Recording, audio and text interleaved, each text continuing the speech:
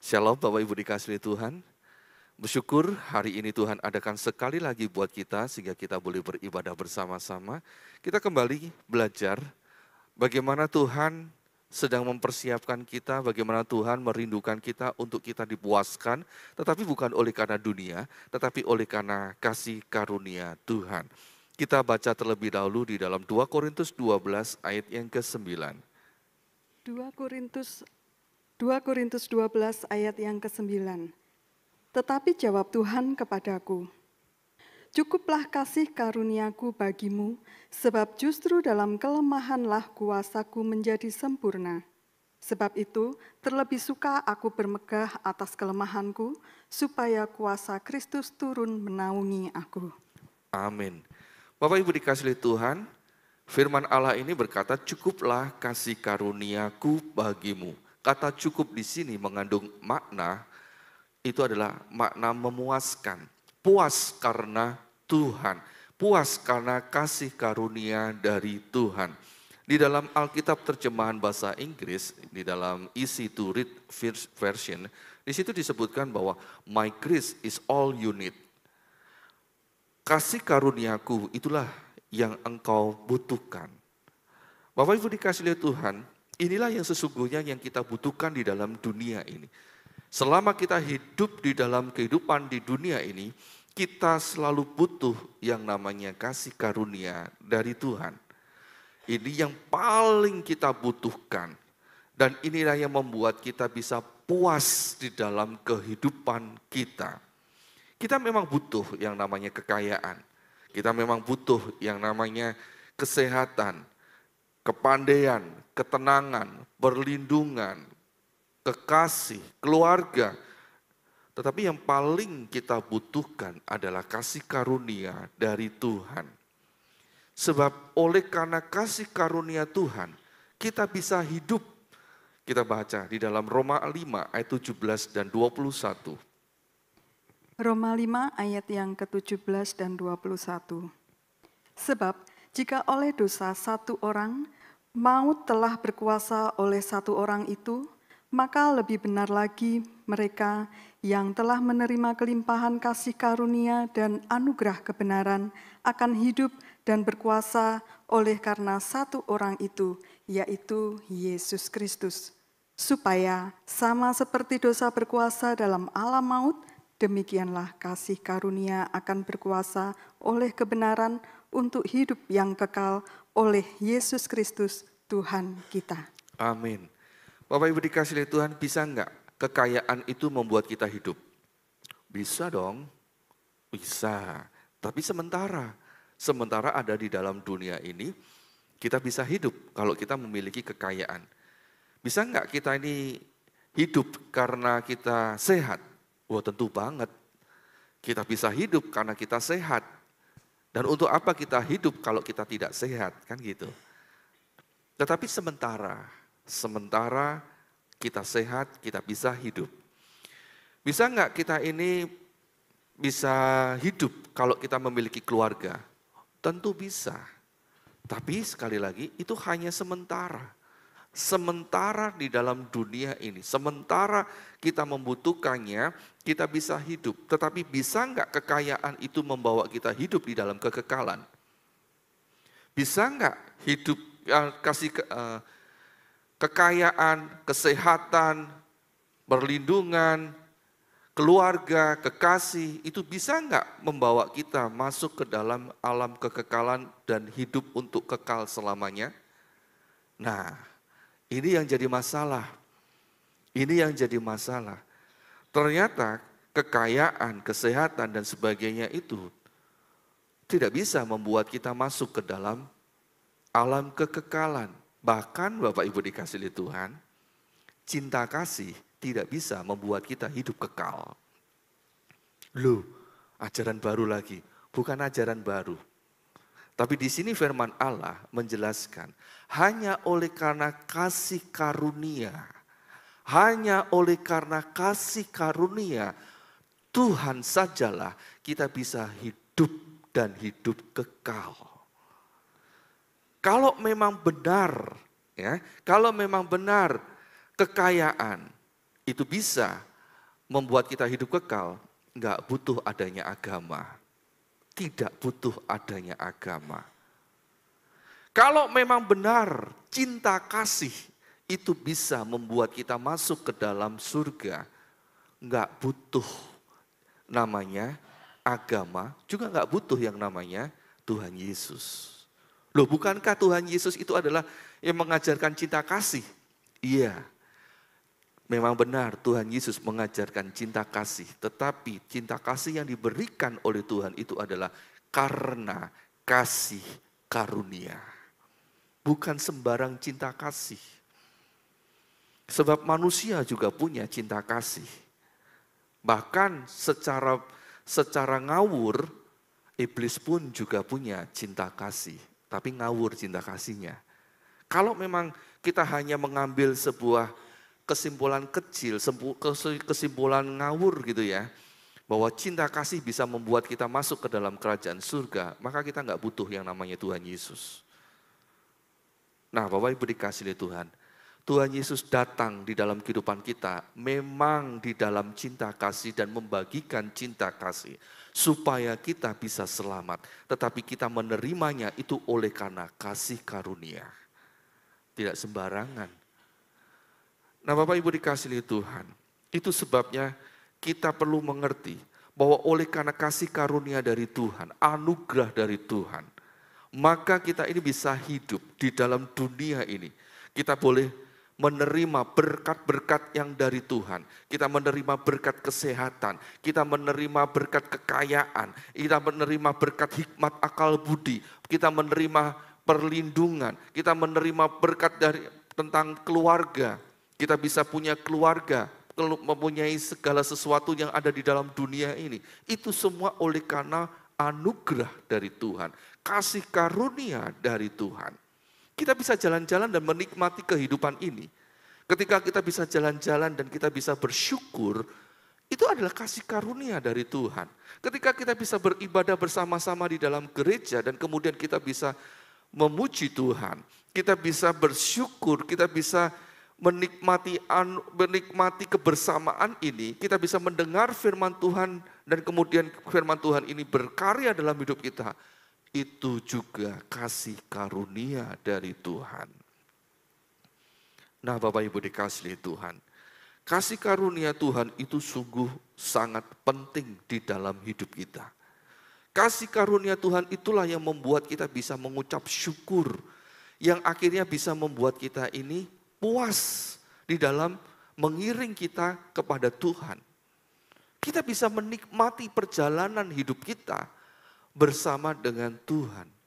Sama seperti lagu anak-anak yang berkatakan, naik, naik ke puncak gunung, tinggi, tinggi, tinggi banget. Kan gitu ta. Sambil tengok kanan, tengok kiri, melihat pemandangan yang bagus, melihat pemandangan yang indah. Kalau tidak oleh karena kemurahan dari Tuhan, kita nggak akan pernah bisa menikmati indahnya alam ini. Kita cuma akan melihat, ya perjalanan ini melelahkan menuju puncak. Tetapi orang yang bisa menikmati kasih karunia Tuhan, kita bisa berkata, indah ya. Ada telaga di sebelah kiri, ada bukit di sebelah kanan, ada bunga-bunga yang sedang bermekaran, sambil menikmati. Itu anugerah dari Tuhan.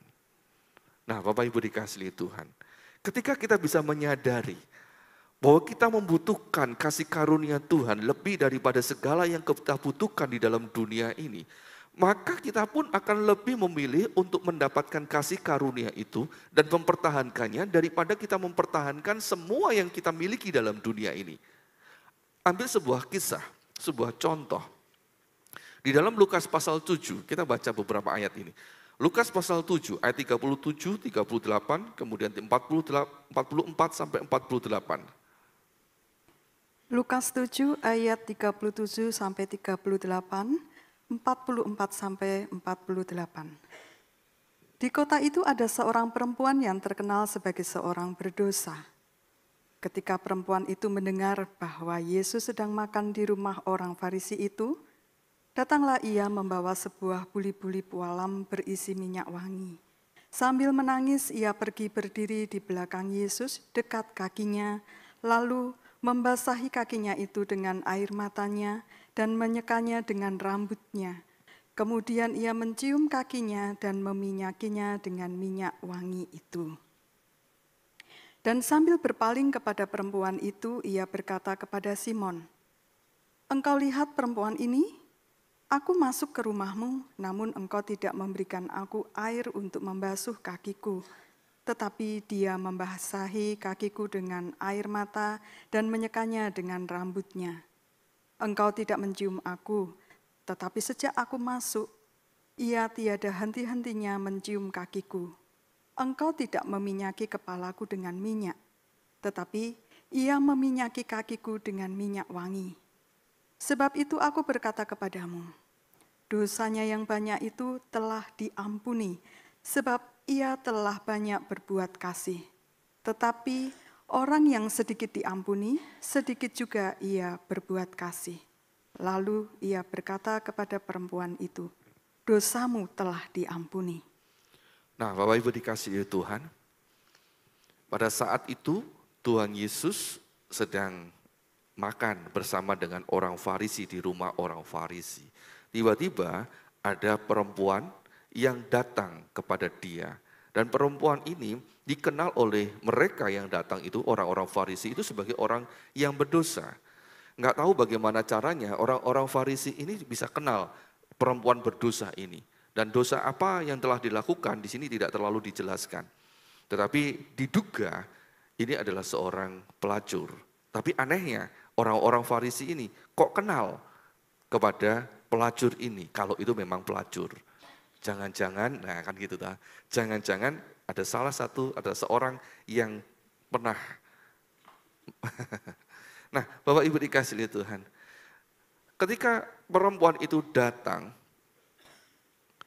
dan memberikan sebuah penghormatan kepada Tuhan Yesus, orang-orang di situ mulai gerundel, mulai nggak suka. Sebab mereka menganggap diri mereka lebih tinggi daripada orang Farisi, orang perempuan ini. Tapi Bapak Ibu dikasihi Tuhan, di sini ada sesuatu yang sebenarnya perlu kita renungkan dari pihak perempuan berdosa ini. Apakah perempuan berdosa ini sebenarnya kenal dengan Tuhan Yesus? Kan sebenarnya nggak kenal. Mereka berdua sebenarnya tidak saling kenal. Kalau sebenarnya perempuan berdosa ini datang kepada Tuhan Yesus ataupun tidak datang kepada Tuhan Yesus, sebenarnya nggak ada masalah, tidak ada permasalahan. Kalaupun mau datang, sebenarnya nggak harus di rumah orang Farisi ini.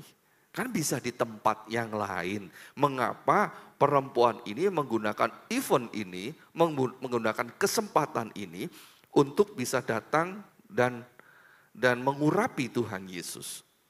Sebenarnya ini ada banyak pertanyaan.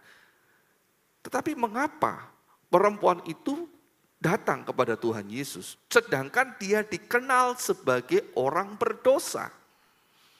Bukankah kalau dia datang kepada Tuhan Yesus, ini sedang dia mengumbar kehinaannya, mengumbar dosanya. Sebab dia datang di tempat umum, orang langsung mengenali dia sebagai orang yang berdosa. Kalau ternyata Tuhan Yesus, bahasa Jawanya ngetrek dosanya dari perempuan ini, kan perempuan ini tambah malu, tambah hina. Tapi kenyataannya dia mau melepas profesi apa yang dia dipikirkan oleh masyarakat, dia lepaskan itu. Dan bahkan dia mau lepaskan harta kekayaannya. Nggak tahu sekali lagi dosa apa yang sudah dilakukan. Kalau memang itu benar dia itu melacur, berarti hasil kerja kerasnya selama ini yang dia tabung, dia belikan minyak wangi yang mahal, dan kemudian minyak wangi itu pun pasti kalau ini mahal, wadahnya pun juga mahal, bukan wadah sembarangan, murahan. Nah, dia hanya pakai untuk mengurapi kaki Yesus. Seolah-olah dibuang begitu saja. Harganya begitu mahal, dibuang begitu saja. Nah, Bapak Ibu dikasih oleh Tuhan, di sini kita bisa mempelajari bahwa sesungguhnya perempuan ini sedang merelakan segala sesuatu yang telah dia nikmati selama ini. Mungkin dia menikmati dosanya. Nggak tahu berapa lama dia menikmati dosa itu.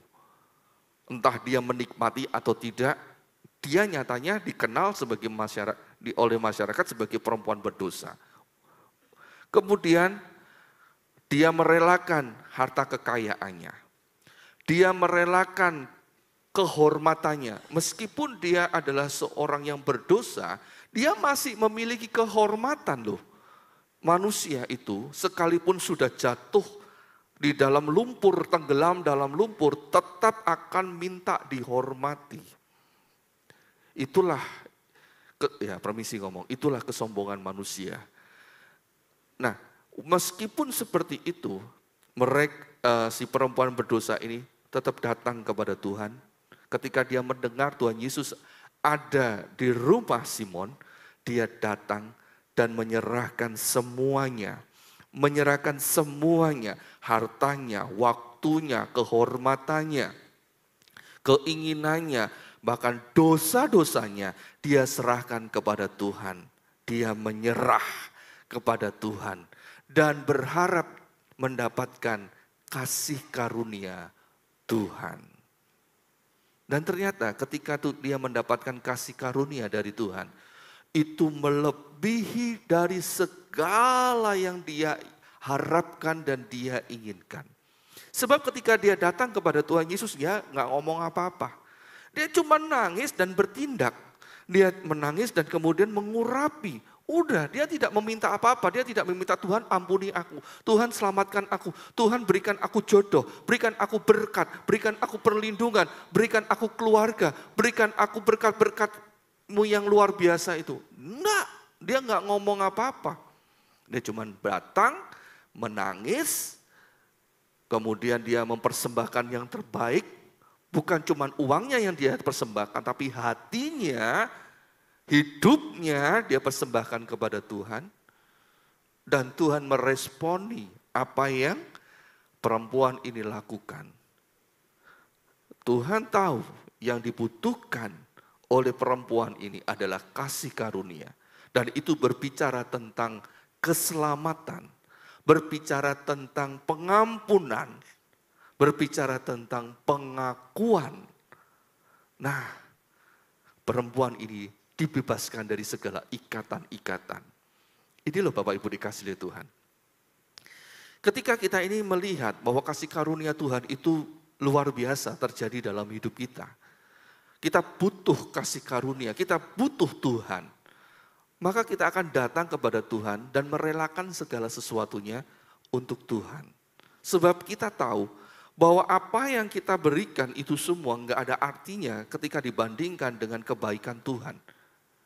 Tidak ada artinya dengan kebaikan dari Tuhan. Bagaimana dengan kita? Bagaimana dengan saudara dan saya? Apakah kita bisa melihat kasih karunia Tuhan itu melebihi dari segala yang kita butuhkan? Kalau kita tidak menyadari bahwa Tuhan itu lebih daripada segala yang ada dalam hidup kita, maka kita akan tetap ada di dalam lingkungan yang kita sukai. Artinya lingkungan-lingkungan yang membawa kita masuk ke dalam dosa dan maut. Yang dosa akan tetap berdosa, yang kecewa akan tetap kecewa, yang jahat akan terus berbuat jahat. Dan itu tidak akan membuat kita menyadari kasih karunia Tuhan itu sungguh berarti di dalam kehidupan kita. Tetapi buat orang yang menyadari bahwa kasih karunia Tuhan itu sangat berharga, dia akan datang kepada Tuhan. Dia akan datang dan menyerahkan segala sesuatunya kepada Tuhan. Sama seperti yang dilakukan perempuan dosa ini. Dia sadar bahwa dia adalah perempuan berdosa. Tetapi dia sadar dia lebih membutuhkan Tuhan daripada semua yang pernah dia alami di dalam dunia ini. Itu sebabnya dia datang. Dan ketika dia datang, dia nggak mau cuman hanya sekedar datang saja. namun dia datang untuk lebih dekat kepada Tuhan. Kesempatan dia mengurapi Tuhan, itu adalah kesempatan dia untuk datang lebih dekat kepada Tuhan. Dan inilah yang dirasakan oleh setiap orang yang rindu kepada Tuhan. Yang rindu dan yang sudah merasakan kasih karunia Tuhan. Dia akan terus rindu untuk dekat dan semakin dekat dan makin dekat kepada Tuhan. Mazmur 84 ayat 11 sampai ke 13. Mazmur 84 ayat yang ke-11 sampai 13. Sebab lebih baik 1 hari di pelataranmu daripada 1000 hari di tempat lain. Lebih baik berdiri di ambang pintu rumah Allahku daripada diam di kemah-kemah orang fasik. Sebab Tuhan Allah adalah matahari dan perisai, kasih dan kemuliaan Ia berikan. Ia tidak menahan kebaikan dari orang yang hidup tidak bercela. Ya Tuhan semesta alam, berbahagialah manusia yang percaya kepadamu. Bapak Ibu dikasihi Tuhan, ketika kita ini menghargai kebersamaan dengan Tuhan, ketika kita ini tahu dan merasakan dan menyadari bahwa kebersamaan dengan Tuhan itu melebihi dari segala-galanya, maka kita akan rindu untuk terus bisa dekat dengan Tuhan. Bahkan kesempatan 1 hari saja, untuk bisa dekat dengan Tuhan, itu adalah kesempatan yang sangat berharga, yang tidak boleh dilewatkan. Sama seperti kalau kita ini punya kekasih gitu ya. Kalau kita ini punya kekasih, punya suami atau istri, atau punya anak, kita pengen terus dekat. Ada sebuah kisah, cerita. Ada orang yang datang bertamu sehari 2 hari. Terus kemudian saya ngomong, ayolah tambah lagi, jangan pulang malam ini, besok saja.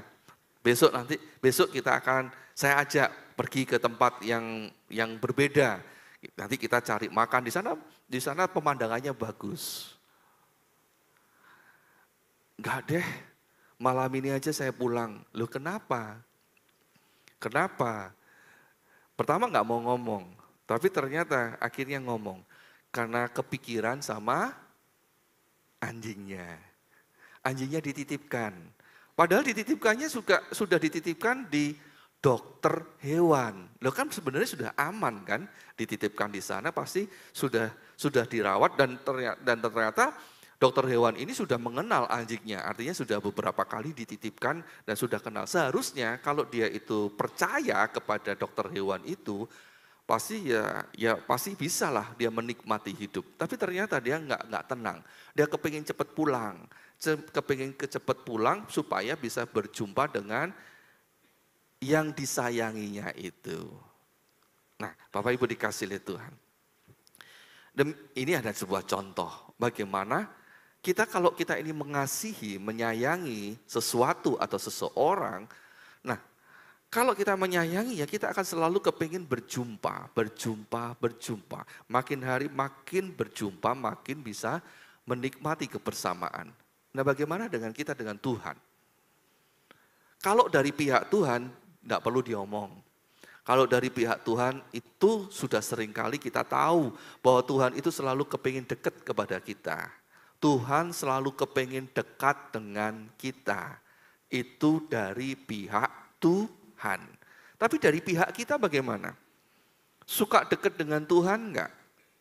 Atau sebaliknya, suka minta berkat dari Tuhan tapi kita enggak mau dekat dengan Tuhan. Kayak ATM itu loh. Kita senang dekat sama ATM kalau butuh minta uangnya dari ATM. Tapi kita nggak mau dekat-dekat lama-lama bersama dengan ATM. Begitu kita dapat uangnya langsung kemana? Kabur kan? Apakah kita berkata, ATM makasih ya malam ini saya akan tidur bersamamu karena engkau sudah memberi aku uang. Gitu? Kan nggak ada seperti itu. Apakah Tuhan Yesus kita samakan dengan ATM? Apakah Tuhan Yesus kita samakan dengan ATM? Di mana kita minta berkat, tapi kita nggak pernah mau dekat kepada Tuhan. Nah, Bapak Ibu dikasih oleh Tuhan, orang yang mengasihi Tuhan, orang yang sudah menikmati kasih karunia Tuhan, dia akan selalu ingin dekat dengan Tuhan. Sebab dia menyadari bahwa kasih karunia Tuhan itu luar biasa. Dan pribadi Tuhan itulah pribadi yang harus di mana bisa dihargai lebih dari segala-galanya. Itu sebabnya perempuan berdosa itu merelakan segala sesuatunya untuk dia lepaskan, dia persembahkan, dia berikan kepada Tuhan. Dia dengan kata lain, dia nggak punya apa-apa lagi, nggak apa-apa. Yang penting aku bisa dekat dengan Tuhan, sekalipun itu hanya sejenak. Sama seperti yang dikatakan pemazmur, walaupun itu hanya 1 hari saja, bisa beribadah bersama dengan Tuhan, bisa bertemu dengan Tuhan. Tetapi kalau itu dengan catatan bisa beribadah kepada Tuhan terus kemudian mati gitu misalkan. Itu adalah lebih baik daripada dia menikmati kehidupan ini. Lebih baik dia bisa menyerahkan hidupnya kepada Tuhan, menikmati kebersamaan dengan Tuhan daripada dia menikmati segala berkat-berkat yang ada di dalam dunia ini yang toh tidak bisa membawa dia masuk ke dalam kerajaan Allah. Kasih karunia dari Tuhan itu membuat hidup ini menjadi bersemangat. Bahkan berani memberikan yang terbaik buat kemuliaan Tuhan. Seperti yang dilakukan oleh jemaat yang ada di Makedonia. 2 Korintus 8 ayat 1 sampai yang ke-5. 2 Korintus 8 ayat 1 sampai dengan 5. Saudara-saudara, kami hendak memberitahukan kepada kamu tentang kasih karunia yang dianugerahkan kepada jemaat-jemaat di Makedonia. Selagi dicobai dengan berat dalam berbagai penderitaan, sukacita mereka meluap dan meskipun mereka sangat miskin, namun mereka kaya dalam kemurahan. Aku bersaksi bahwa mereka telah memberikan menurut kemampuan mereka, bahkan melampaui kemampuan mereka. Dengan kerelaan sendiri, mereka meminta dan mendesak kepada kami supaya mereka juga beroleh kasih karunia untuk mengambil bagian dalam pelayanan kepada orang-orang kudus. Mereka memberikan lebih banyak daripada yang kami harapkan. Mereka memberikan diri mereka, pertama-tama kepada Allah, kemudian karena kehendak Allah juga kepada kami. Bapak Ibu dikasih oleh Tuhan, lihat. Alkitab memberikan sebuah kesaksian yang istimewa terhadap jemaat di Makedonia. Jemaat di Makedonia ini sebenarnya bukan jemaat yang menonjol dalam hal kekayaan ataupun menonjol di dalam pelayanan. Jemaat di Makedonia ini justru diceritakan di sini adalah jemaat yang mengalami penderitaan dan juga mengalami kemiskinan. Mereka bukan jemaat yang sangat berlebih-lebihan. Tetapi di sini firman Allah memberikan kesaksian. Karena ada sukacita, karena ada Kristus di dalam hidupnya, mereka ingin juga terlibat di dalam pelayanan. Memang mereka benar-benar memberikan dengan tulus hati dan sukacita. Dan apa yang mereka berikan, itu bukan mereka berikan cuman sekedar ikut-ikut berpartisipasi, yang penting ikut-ikutlah. Tidak sedemikian. Tetapi mereka benar-benar memberikan, bahkan di sini disaksikan bahwa mereka memberikan lebih banyak daripada yang kami harapkan. Lebih banyak yang daripada yang mereka bayangkan. Nah, Bapak Ibu yang dikasih oleh Tuhan, kadang-kadang, permisi ngomong, kadang-kadang orang yang sederhana, orang yang yang dalam hal finansial, dalam keuangan, yang kadang-kadang diremehkan oleh orang lain. Kadang-kadang mereka memberi lebih banyak daripada orang-orang yang kelihatannya lebih kaya raya. Itu kenyataan. Dan itu bukan cuma hanya ada di Makedonia saja. Di beberapa gereja itu pun juga terjadi. Yang menjadi sebuah pertanyaan, apakah di tempat kita juga demikian? Bahkan kadang-kadang orang-orang yang kaya, yang punya uang, yang berlebih-lebih, permisi ngomong, malah nggak mau memberikan sesuatu. Mereka lebih suka berbagi kepada orang-orang yang dipikir mereka lebih membutuhkan. Seolah-olah mereka adalah sinterklas.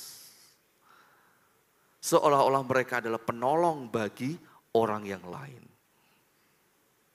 Tapi orang-orang yang dikatakan seperti jemaat Makedonia, yang miskin, yang mengalami penderitaan, mereka justru mau dengan setia memberi. Memberi dengan ketulus hati, memberi dengan sukacita, memberi tanpa pamrih, bahkan berusaha datang di hadapan Tuhan, itu bisa memberikan sebuah persembahan yang berharga di hadapan Tuhan. Dan itu terjadi. Nah, Bapak Ibu dikasihi oleh Tuhan, tidak peduli apa yang sudah pernah kita lakukan selama ini, tapi Tuhan mau kita kembali kepada kebenaran firman Tuhan. Bahwa orang yang memiliki Kristus dalam hidupnya, yang orang yang sudah menikmati kasih karunia di dalam hidupnya, mereka akan memberi yang terbaik.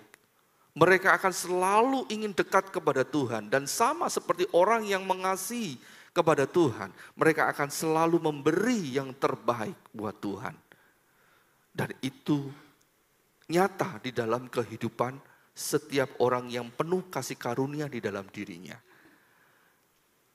Itu sebabnya kita melihat ada orang-orang, sekalipun orang-orang itu tidak kaya secara uang, kekayaan, tetapi hidupnya penuh dengan sukacita. Wajahnya menampilkan sebuah cahaya. Kalau orang dunia bilang, orang-orang tetangga sebelah bilang, auranya itu terang gitu. Rasanya ada sesuatu cahaya yang menyinari, yang keluar terpancar dari wajahnya, dari tubuhnya. Sebab di dalam dirinya ada Tuhan. Meskipun secara keuangan enggak kaya. Mungkin, permisi ngomong, kulitnya hitam. Tetapi auranya tidak bisa ditutupi oleh kulit yang hitam itu. Itu terpancar. Nah, Bapak Ibu dikasihi oleh Tuhan. Sebenarnya itulah yang harus kita pahami. Bahwa kita memang benar keuangan itu bisa membuat kita bahagia. Kepandaian itu memang benar bisa membuat kita bahagia. Kesehatan memang benar bisa membuat kita bahagia. Itu benar. Tetapi Bapak Ibu dikasihi Tuhan.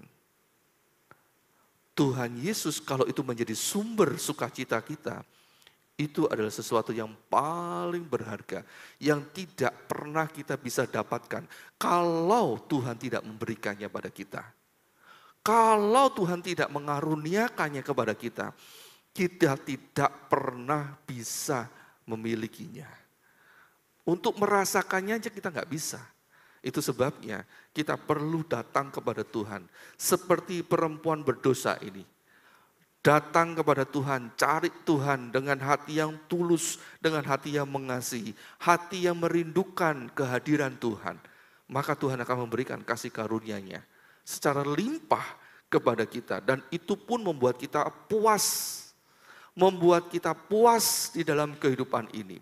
Puas bukan karena uang, puas bukan karena kita sehat, puas bukan karena kita pintar, puas bukan karena kita bahagia, puas tetapi karena kita punya Tuhan Yesus.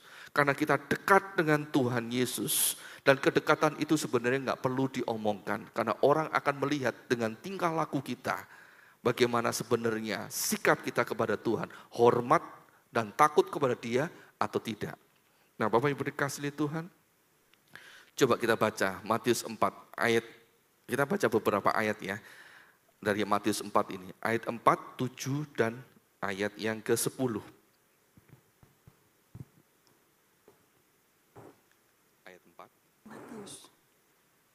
Matius 4. Matius 4 ayat yang ke-7. Ayat 4. Ayat yang keempat. Tetapi Yesus menjawab, ada tertulis manusia hidup bukan dari roti saja, tetapi dari setiap firman yang keluar dari mulut Allah. Ayat yang ketujuh, Yesus berkata kepadanya, ada pula tertulis, janganlah engkau mencobai Tuhan Allahmu. Ayat 10. Ayat yang ke-10, maka berkatalah Yesus kepadanya, enyahlah iblis, sebab ada tertulis, engkau harus menyembah Tuhan Allahmu, dan hanya kepada Dia sajalah engkau berbakti. Sorry, maaf ya, di LCD kelupaan tidak dicantumkan, makanya tadi pembacanya jadi bingung. Bapak Ibu dikasih oleh Tuhan, jawaban-jawaban dari Tuhan Yesus ini menunjukkan sebuah kualitas bahwa kasih karunia Tuhan, kedekatannya Dia dengan Bapa itu memuaskan hidupnya. Sehingga dia nggak butuh yang lain. Ketika dia disodori sebuah perkataan, ayo ubah batu ini menjadi roti. Jawaban Tuhan, manusia hidup bukan dari roti saja, tetapi dari firman yang keluar dari mulut Allah. Ketika dia disodori dengan yang lainnya, bahwa dia berkata, kalau engkau mau menjatuhkan dirimu dari bumbungan ini, supaya ditangkap oleh malaikat, Tuhan Yesus berkata,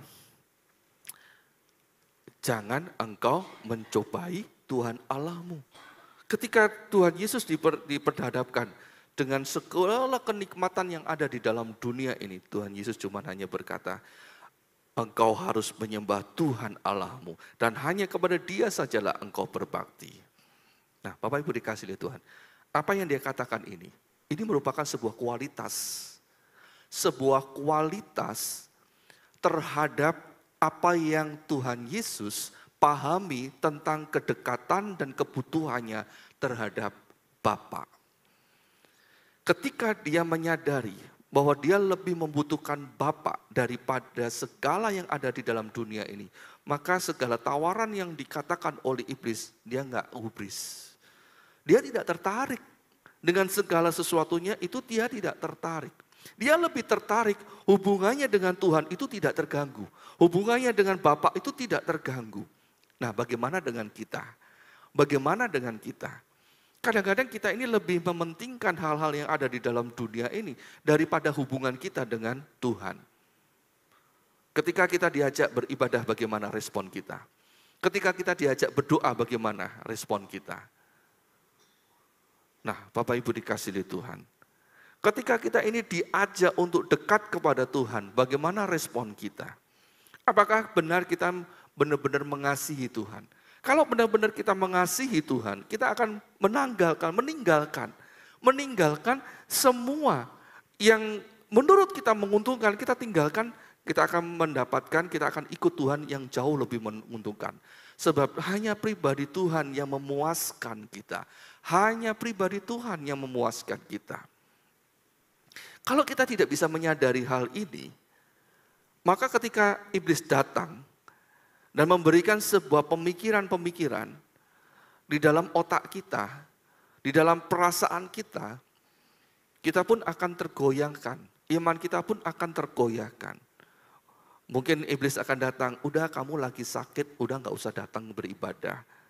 Udah kamu lagi gak enak badan, lagi gak enak hati, gak usah datang beribadah. Ikut online sajalah. Udahlah, masih ada hari esok. Memang benar, besok itu masih ada. Ya, hari esok itu ada. Tetapi yang menjadi pertanyaan, apakah kita masih hidup di hari esok? Kita kan gak pernah berpikir begitu kan? Kita kan selalu berpikir kita akan hidup 1000 tahun lamanya ke depan. Selalu berpikir kita akan hidup awet muda di kedepan hari.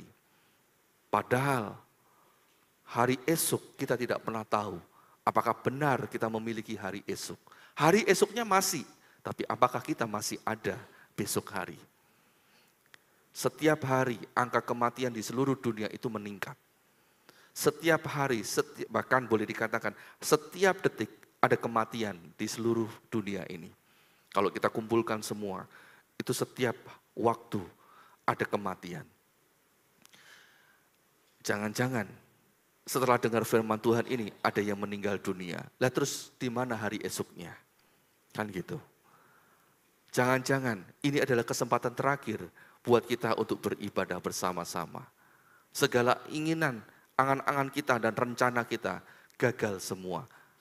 Atau mungkin kita belum meninggal, sakit. Sakit nggak bisa beribadah bersama, sakit nggak bisa bangun dari tidurnya. Gimana? Mau seperti itu? Kan kita nggak ada yang mau. Kita pengennya tetap hidup sehat, bahagia, kekal selama-lamanya. Tapi kenapa kita nggak mau dekat dengan yang menciptakan kita, tidak mau dekat dengan pribadi yang mampu memberikan kekekalan di dalam kebahagiaan itu. Bapak Ibu dikasihi oleh Tuhan, pribadi yang tahu bahwa hidup ini adalah atas kasih karunia dari Tuhan, kita akan selalu dekat dengan Tuhan. Dan sekali lagi kita perlu ingat, kasih karunia dari Tuhan itu kita peroleh, kita dapatkan di dalam pribadi Tuhan Yesus Kristus. Yohanes 1 ayat 14, 16, dan 17. Yohanes 1, 14, 16, dan 17. Firman itu telah menjadi manusia dan diam di antara kita, dan kita telah melihat kemuliaannya, yaitu kemuliaan yang diberikan kepadanya sebagai anak tunggal Bapa, penuh kasih karunia dan kebenaran. Karena dari kepenuhannya kita semua telah menerima kasih karunia demi kasih karunia. Sebab hukum Taurat diberikan oleh Musa, tetapi kasih karunia dan kebenaran datang oleh Yesus Kristus. Haleluya. Kita menerima kasih karunia dari Bapa itu karena Tuhan Yesus Kristus. Jadi permisi ngomong, saya pakai bahasa yang kalimat yang mungkin tidak enak ya. Tapi ini adalah kebenaran. Sangat bodoh kalau kita ini meninggalkan Tuhan Yesus. Sedangkan kita sudah mendapatkan kemurahan hati Tuhan karena Tuhan Yesus. Mengapa kita menukar Tuhan Yesus dengan kekayaan? Apakah sebanding? Mengapa kita menukar Tuhan Yesus dengan jodoh? Apakah sebanding? Mengapa kita menukar Tuhan Yesus dengan kesehatan? Apakah sebanding? Sedangkan firman Allah mengatakan bahwa kita mendapatkan kasih karunia demi kasih karunia. Artinya kita ini menerima kasih karunia itu melimpah-limpah. Bukan cuma satu kasih karunia. Satu kasih karunia kita terima. Dan Tuhan sudah menyiapkan kasih karunia yang lain. Kita belum selesai menikmati kasih karunia itu. Tuhan sudah menambahi dengan kasih karunia yang lainnya. Saking cintanya Tuhan terhadap kita, Tuhan itu gak tahan untuk memberi dan memberi dan memberi. Itu yang Tuhan rasakan terhadap kita karena Tuhan itu mengasihi kita. Bagaimana dengan kita? Apakah kita ini mengasihi Tuhan? Apakah sungguh kita mengasihi Tuhan? Kalau memang benar kita mengasihi Tuhan, pasti kita akan semakin rindu dekat kepada Tuhan. Kita akan semakin percaya kepada Tuhan. Dan rasa percaya itu kepada Tuhan, Tuhan sendiri yang akan memuaskan kehidupan kita. Apapun yang terjadi dalam hidup kita, kalau nggak ada Tuhan Yesus, rasanya nggak hidup, kan gitu. Yesus yang bikin hidup, Yesus yang bikin kita menikmati kehidupan, perjalanan hidup ini. Bapak Ibu dikasih oleh Tuhan, punya enggak seseorang yang sangat Bapak Ibu sayangi dalam dunia ini? Misalkan suami atau istri, atau kekasih, atau anak. Nah, suatu saat Bapak Ibu kemana-mana kalau pergi itu biasanya berdua, suami dengan istri misalkan. Suatu saat Bapak Ibu dapat undian, dapat suatu hadiah, pergi jalan-jalan ke luar negeri selama 10 hari misalkan. Semuanya ditanggung dari hotelnya, makanannya, jalan-jalan masuk ke tempat atraksi, semuanya ditanggung, semuanya gratis. Tapi sayangnya, cuman hanya ada satu yang boleh masuk. Suaminya atau istrinya saja yang boleh pergi. Kalau seandainya kita yang pergi, Bapak Ibu yang pergi, suaminya atau istrinya atau anaknya enggak pergi, jalan-jalan sendiri. Rasanya gimana? Wah, tepak ini. Pas gak ada istri, gak ada suami, bebas. Bisa melakukan hal-hal yang selama ini terkekang gara-gara pasangan hidupnya. Gitu? Nah kalau begitu berarti kan kita nggak sayang kepada pasangan kita. Tapi kalau kita merasakan pergi kemana-mana, waduh kok enggak enak ya. Teringat waktu makan roti, teringat pada kekasih kita. Ya kalau ini makan bisa dibawa pulang, kasihkan kekasihnya, mendingan nggak makan tak kasihkan kepada kekasih saya. Kan gitu. Kita melihat sesuatu yang istimewa, indah, kepengen cerita, baru sadar, oh iya, nggak ada kekasihnya. Rasanya walaupun sejenak ada perasaan nelongso gitu ya. Ada perasaan nggak enak. Kenapa ya kok nggak bisa jalan bersama-sama?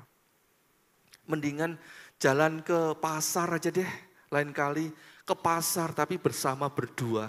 Itu jauh lebih nikmat daripada jauh-jauh tidur di bintang 5, hotel bintang 5, bintang 7, bintang 9. Tapi kalau tidak bersama dengan kekasihnya rasanya nggak nyaman, nggak nikmat, nggak puas. Itu kalau orang yang mengasihi kekasihnya. Nah, Bapak Ibu dikasihi oleh Tuhan. Demikianlah ketika kita ini punya Tuhan Yesus. Dan Tuhan Yesus itu berkarya, Tuhan Yesus itu menjadi kekasih hidup kita. Kemana-mana pasti kita akan bergantung kepada Dia. Kemana-mana kita akan mencari Dia. Dan kita akan cerita kepada Tuhan di dalam doa kita. Kita akan suka berdoa. Entah doa dengan tutup mata, ataupun doa dengan melek mata. Kita akan lakukan itu. Dan kita akan berkata, terima kasih Tuhan. Sungguh indah Tuhan. Terima kasih Tuhan. Terima kasih Tuhan. Kita cuma hanya bisa berkata, terima kasih Tuhan. Terima kasih Tuhan dengan hati yang meluap. Sebab apalagi yang bisa kita ucapkan kepada Tuhan selain ucapan syukur kita kepada Tuhan atas segala kasih karunia yang Tuhan anugerahkan bagi kita. Itu kalau orang yang menyadari bahwa Tuhan lebih dari segala-galanya. Tuhan yang memuaskan hidup kita. Tetapi berbeda dengan orang yang nggak puas dengan kasih karunia Tuhan. Kalau orang tidak puas dengan kasih karunia Tuhan, Tuhan pun akan dijual, Tuhan pun akan dilepaskan, dibuang dari hidupnya. Seperti yang dilakukan oleh Yudas Iskariot. Dia menikmati kasih karunia dari Tuhan. Dia menikmati, bahkan bersama dengan Tuhan, dia melakukan perkara-perkara yang ajaib. Bersama dengan Tuhan, dia melakukan hal-hal yang istimewa. Tetapi kasih karunia yang dia nikmati, yang dia terima, tidak pernah membuat dia terpesona. Dia lebih terpesona dengan apa yang dia pikirkan, yaitu uang. Itu sebabnya di dalam Injil Yohanes di situ diceritakan bahwa Yudas Iskariot ini suka mencuri uang dari perbendaharaan kelompok mereka. Dan pada satu titik, Yudas Iskariot mencoba untuk menjual gurunya. Dan ternyata Yudas Iskariot hanya puas ketika gurunya itu dijual dengan 30 keping perak. Murah banget gitu ya. Itu kan cuma hanya 30 keping perak, itu hanya senilai dengan budak secara umum. Secara pasaran ya sekitar segitulah. Berarti Tuhan Yesus itu harganya nggak mahal bagi Yudas Iskariot. Kenapa Yudas Iskariot nggak berkata pada orang-orang yang ingin membeli Tuhan Yesus, saya jual Tuhan Yesus dengan 1 talenta emas atau 10 talenta emas. Wah, kan berarti Tuhan Yesus punya harga yang tinggi. Tapi ternyata buat Yudas Iskariot tidak demikian. Dan buat orang-orang yang membunuh Yesus juga tidak demikian. Tuhan Yesus dianggap begitu murah. Murah dan tidak berharga. Demikianlah ketika kita ini tidak bisa menghargai kasih karunia Tuhan. Kita pun akan menghinakan kasih karunia Tuhan. Dan bahkan kita akan juga menghinakan Tuhan yang sudah mengaruniakan kasih karunia itu. Kita tidak lebih baik daripada permisi, anjing ataupun babi. Coba baca 2 Petrus 2 ayat 20 sampai yang ke-22. 2 Petrus 2 ayat 20 sampai dengan 22. Sebab jika mereka oleh pengenalan mereka akan Tuhan dan Juru Selamat kita Yesus Kristus telah melepaskan diri dari kecemaran-kecemaran dunia, tetapi terlibat lagi di dalamnya, maka akhirnya keadaan mereka lebih buruk daripada yang semula. Karena itu bagi mereka adalah lebih baik jika mereka tidak pernah mengenal jalan kebenaran daripada mengenalnya, tetapi kemudian berbalik dari perintah kudus yang disampaikan kepada mereka. Bagi mereka cocok apa yang dikatakan peribahasa yang benar ini. Anjing kembali lagi ke mutahnya, dan babi yang mandi kembali lagi ke kubangannya. Ya, kalau baca ayat ini jangan pakai gas ya, nanti beda artinya. Nanti beda-beda ini artinya. Nah, Bapak Ibu dikasih oleh Tuhan, firman Tuhan ini mengingatkan kepada kita bahwa ketika kita ini melepaskan diri kita dari kasih karunia Tuhan, kita ini nggak jauh berbeda dengan apa yang dilakukan oleh anjing ataupun babi. Anjing itu akan kembali kepada muntahnya, kembali kepada kehinaannya, kembali kepada yang tidak benar. Dan kemudian babi juga demikian. Bahkan di dalam Matius 7 ayat 6 di situ dikatakan bahwa jangan memberikan barang yang kudus kepada anjing dan jangan melemparkan mutiaramu kepada babi. Gak ada gunanya. Mereka gak bisa menghargai yang namanya kekudusan. Mereka gak bisa menghargai yang namanya kasih karunia. Tapi mereka akan meremehkan. Dan sayangnya Bapak Ibu dikasih oleh Tuhan, itu dilakukan bukan oleh orang-orang yang tidak mengenal oleh Tuhan Yesus. Dan seringkali ini dilakukan oleh orang-orang yang mengaku dirinya adalah murid Yesus, pengikut Kristus, atau orang Kristen. Bahkan pelayan-pelayan Tuhan. Nah, itu sebabnya kita harus hati-hati. Ketika kita ini masuk dalam sebuah lingkungan di mana kita sudah menerima dan menyadari kemurahan dari Tuhan, kasih karunia Tuhan, kita harus tanya kepada diri kita sendiri, benar enggak sih kita ini mencintai Tuhan? Benar enggak sih kita ini menghargai Tuhan? Kalau kita ini mencintai Tuhan, kita pasti akan menghargai Tuhan, menghormati Tuhan. Sama seperti kalau kita ini menghormati kepada orang tua kita. Tidak ada hukum tertulis. Sekalipun tidak ada hukum tertulis yang mengatakan bahwa kita harus menghormati orang tua kita. Tetapi ketika kita ini benar-benar mengasihi orang tua kita, kita pun akan memberikan kasih kita, baik bukan cuma hanya di perkataan kita saja, namun kita akan memperlakukan orang tua kita ini dengan benar-benar secara tulus membuktikan bahwa kita memang benar-benar mengasihi Tuhan. Seperti yang dikatakan oleh almarhum Bapak Gembala kita. Sebagian besar mungkin Bapak Ibu tidak pernah dengar apa yang dikatakan oleh beliau. Beliau pernah berkata begini, jangan mengasihi orang tua kalau sudah mati. Percuma, ada sebuah adat istiadat dari orang Tionghoa, kalau orang meninggal dunia, biasanya kalau orang tuanya meninggal dunia, biasanya akan dibelikan peti mati yang mahal. Dan itu pun kalau sudah mahal, satu peti mati itu bisa 100 juta, bisa 1 miliar, itu ada yang seperti itu.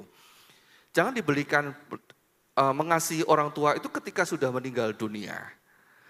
Dengan membelikan peti mati yang mahal, terus kemudian mengadakan upacara yang besar, kemudian di depan peti matinya pekui, sujud menyembah, hormat sambil nangis-nangis, kemudian jalan sambil nangis-nangis, sambil hormat, sambil nunduk-nunduk. Nggak ada gunanya kalau seperti itu. Memangnya orang mati yang sudah mati itu akan menikmati segala perayaan itu. Bisa menikmati peti mati yang begitu mahalnya. Apakah mereka akan puas dengan perlakuan dari anaknya kalau dia sudah mati? Kalau mereka mau menghormati orang tua, hormatilah ketika masih hidup. Jangan ketika masih hidup disia-siakan. Nah, itu adalah sesuatu yang perlu kita renungkan. Kalau memang benar kita ini mau mengasihi keluarga kita, hormati ketika kita masih ada di dalam dunia ini. Kalau memang benar kita mau menghormati Tuhan, hormati ketika kita masih ada di dalam dunia ini. Layani Tuhan dengan sungguh-sungguh, berikan persembahan-persembahan dengan hati yang mengasihi Tuhan. Bukan karena kita mau mancing Tuhan, bukan karena kita mau investasi kepada Tuhan. Kadang-kadang kita ini mengolah kata-kata yang manis supaya orang mau menginvestasi, mau memberikan persembahan. Tuhan gak butuh persembahan kita, Bapak Ibu dikasihi Tuhan. Dia adalah pribadi yang bisa memberkati kita. Ngapain butuh persembahan kita? Tapi Tuhan mau kita mempersembahkan persembahan supaya Tuhan itu bisa melihat hati kita yang mengasihi kepada Dia. Sama seperti orang tua. Anak-anak kadang-kadang memberikan sesuatu. Mungkin hanya memberikan pentol, seblak. Apa sih? Berapa sih harganya seblak? Berapa sih harganya pentol?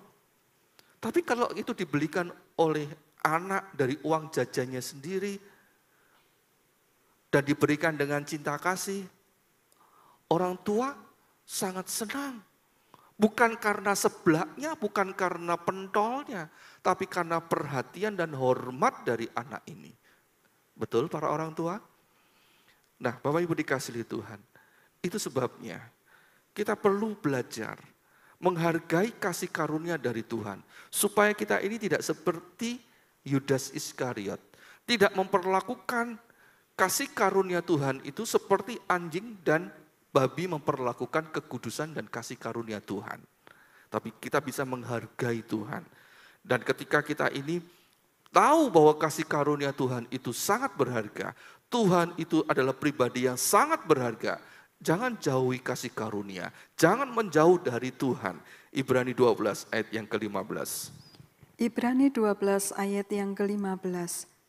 Jagalah supaya jangan ada seorang pun menjauhkan diri dari kasih karunia Allah, agar jangan tumbuh akar yang pahit, yang menimbulkan kerusuhan dan yang mencemarkan banyak orang.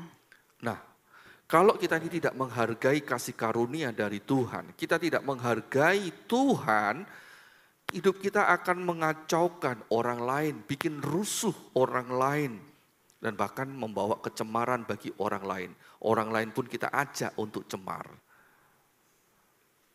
Sama seperti kalau kita ini nggak bisa menghargai Tuhan. Ketika kita beribadah, kita bosan, apa yang kita lakukan?